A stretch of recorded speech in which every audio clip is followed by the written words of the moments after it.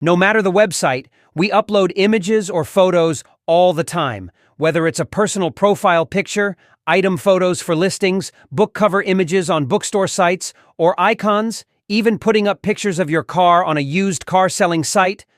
The list goes on. Of course, we could consider uploading source code or executable files, but they're usually restricted due to security concerns. Source code might turn into malware when compiled, and executables pose risks if someone runs them after downloading. So, when it comes to uploading images or photos, people usually don't worry much. Maybe it's because we're so used to it, or perhaps we think, what security risk could a small image pose? Now, while it's unlikely that an average person would think of uploading malicious files here, just consider for a moment that these places are where you can input anything you want. And that's risky. No one knows what someone might put in there. People tend to think of hacking as using complex, professional-looking code. So, they assume that uploading images or drawings just means uploading existing stuff. Nothing like inserting professional code. However, with a slight shift in perspective, it's clear that these places can still be risky. Cross-site scripting and SQL injection, which involve inserting code of a programming language or special commands like SQL, are often considered differently. People usually associate hacking with using such code in specific contexts.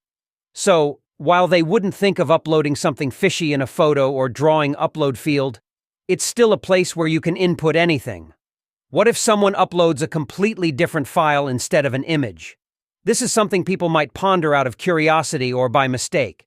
But actual instances of doing this are rare, and even if someone does, they might just think, well, surely there's a way to prevent it. However, websites that effectively prevent this kind of activity aren't so common. While major websites or most places will check, if it's a personal site, hobby project, hastily made website, or a web app made by a non-professional, there's a real possibility. Granted, these sites might not have valuable data that hackers would target, but if they can hack into them and use them to access other places, it's a different story. So, what if there's no filtering? Let's say someone uploads a program that deletes specific files.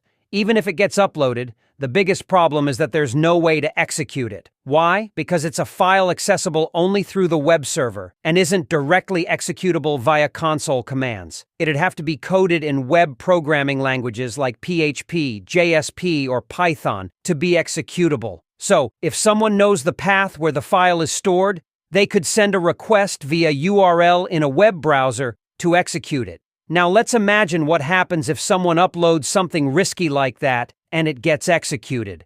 Let's take a look at what unfolds in this mock hacking scenario. Let's take a quick look at this mock hacking scenario. 1. First off, there's this hacking tool called MSF Venom. It's part of Kali Linux, which is like the Swiss Army knife for hacking. It's basically a code generator where you can create a specific program using the programming language of your choice. Now, this specific program is a backdoor. You know what that is, right? It's like a secret entrance to a server, allowing access from the outside whenever you want. But here's the twist. While normal connections go from outside to the server, this one, when the backdoor program kicks in, reverses the connection direction, going from the server to the outside. That's why it's also called a reverse shell or back shell. In a nutshell, the terminology isn't crucial. It's all about sneaking into the server unnoticed. 2. Next up, the hacker uses this backdoor to establish an illicit connection from inside the server to the outside. Naturally, they connect to the server of a bad hacker who's opened a prearranged port and is waiting. Due to various factors like code type and circumstances, the timing of the connection may vary. Anyway, once connected, the hacker's console shows a message confirming the connection, but there's no prompt like you'd see in a regular console. The reverse shell created by MSF Venom doesn't offer a friendly interface. It's just a black or white screen. But regardless of its unfriendliness, you can input Linux commands right there, and they'll work. So what's the hacker most interested in now? Well, if they have read access, they could browse through the website's source code.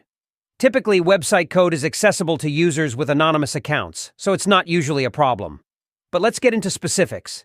It's the system account driving the server daemon that we're talking about. To delve deeper, hackers analyze source code because it can serve as the basis for other attacks. If they can read files like passwd file under etc directory, they'll at least know which users exist, potentially using that for a brute force attack.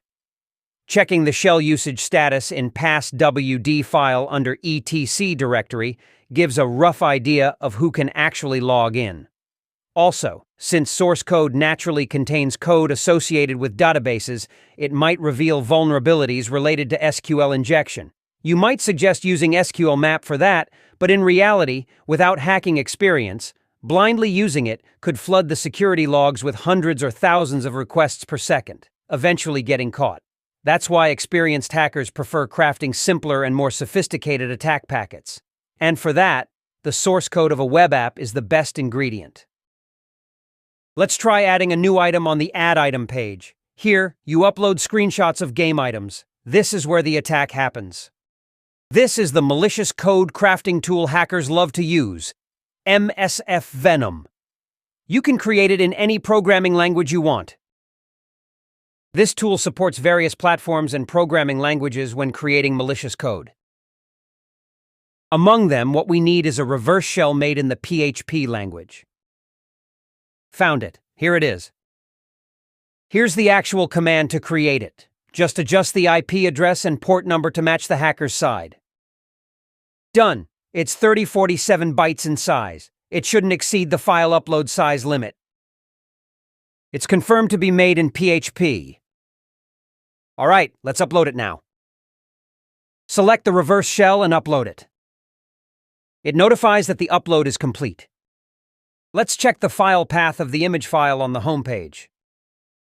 Looks like it's brought from the images directory on the web server. All right, now let's open a port on the hacker's side and wait. When we request like this to the web server, it will execute the reverse shell program uploaded to the images directory. Looks like the connection from the web server to the hacker's machine is established. We've browsed through the file list using the ls command. It's where the files are uploaded. That's where the reverse shell is. All right, now let's move to where the website's source code is. You see the source codes. This is the source code of the page responsible for login. It's the web page we used for file uploads. All right, as you've seen, once the reverse shell is operational, hackers can gain access to the server and browse through the source code. They could potentially upload codes of viruses or other malicious programs prepared by the hacker to writable locations like TMP. While it might not be easy, if they find a way to execute it, it could lead to even bigger security incidents. Now let's take a look at the second scenario. This involves typical level filtering, where file types and file sizes are checked. In the source code, it checks the packet headers to allow only image files with file types like JPG or GIF to pass through. It also checks if the file size falls within a certain range. This method is probably the most commonly used filtering method, but even this isn't entirely safe. The way hackers circumvent this is by manipulating the contents of the packet headers. They change the file type from an executable file like application PHP to an image file like image JPEG. And they ensure that the file size doesn't exceed the allowed range. To do this, they use a proxy server capable of manipulating packets. We'll use the powerful proxy server Burp Suite, which is included in Kali Linux, a comprehensive hacking tool. While it's originally a commercial tool, the free version is powerful enough for most tasks, so we won't miss out on much. Now let's take a look at how hackers bypass the upload of PHP-made reverse shells to where picture files are uploaded. All right, let's delve into this mock hacking scenario. 1. First off, after setting up a reverse shell in PHP, the hacker will utilize it. 2. Setting up a proxy in their browser and running a powerful proxy server called Burp Suite. Available in the comprehensive hacking toolkit Kali Linux, the hacker prepares to intercept packets. 3. Next, they'll connect to the web server to upload the reverse shell with the proxy server intercepting the packets. 4. With the intercepted packets in the proxy server, the hacker manipulates the headers to make the file appear as an image, changing the file type to image JPEG. 5. deceptively disguising the file as an image, they upload it. 6. They verify that it's saved correctly and proceed to execute it. So, in essence, hackers bypass standard filtering methods by manipulating packet headers, making files appear as different types to sneak them past security measures. And with tools like Burp Suite, this process becomes relatively straightforward, showcasing yet another vulnerability in web security. Alright, this time let's try uploading the reverse shell to a filtered location. The upload is blocked. Looks like it's detecting the file type and blocking it. It also checks the file size. This is the page with filtering enabled. Burp Suite is a well-known proxy tool. We'll use it to capture packets sent by the hacker and manipulate the HTTP headers. Let's try uploading again. Looks like the proxy has intercepted something. Let's take a look. We can see the information sent by the hacker when registering the game item. Information about the reverse shell being uploaded is visible. You can see that the file type is not an image file. This is the filter on the page handling the upload. It's filtering out only image files. The proxy is tricking the content type into thinking it's an image file. Alright, let's hit the forward button to send the manipulated packet to the server. The upload went through smoothly. Checked the actual database, and indeed, the upload was successful.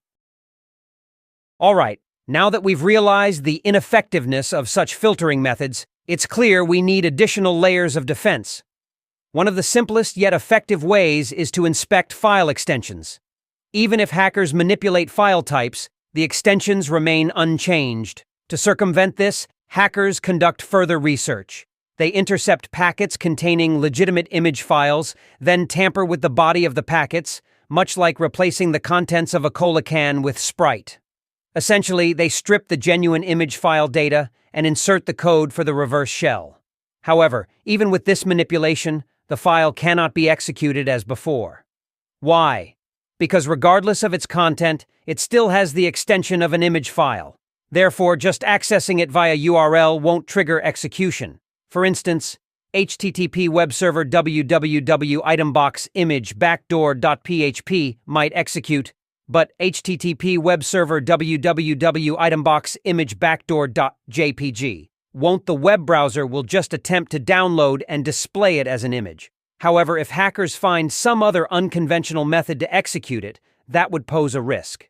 Now, let's observe the scene where they manipulate the packet body.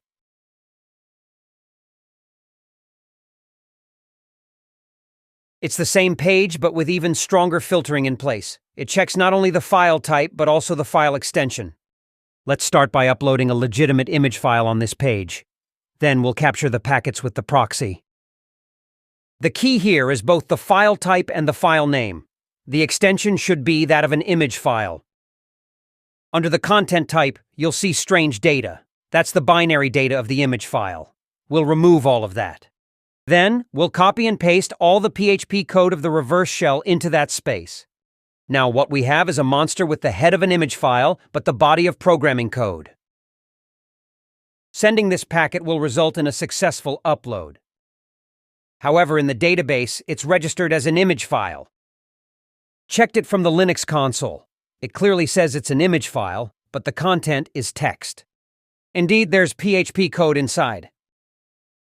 Although it passed through the filter and got uploaded, it doesn't mean it can be executed. No, it still won't execute even if we do this. As you know, if you request an image file like that, it'll just download. It won't execute on the web server. From the web server's perspective, it's just an image file. As you can see, uploading is entirely possible. However, execution is out of the question. Even if a file is uploaded, it can't be executed if there's no access to the file path. Ultimately, it's the easily discoverable file path that poses the real danger. Therefore, fundamentally, attacks like these underscore the importance of both hiding the file path from hackers and filtering files effectively.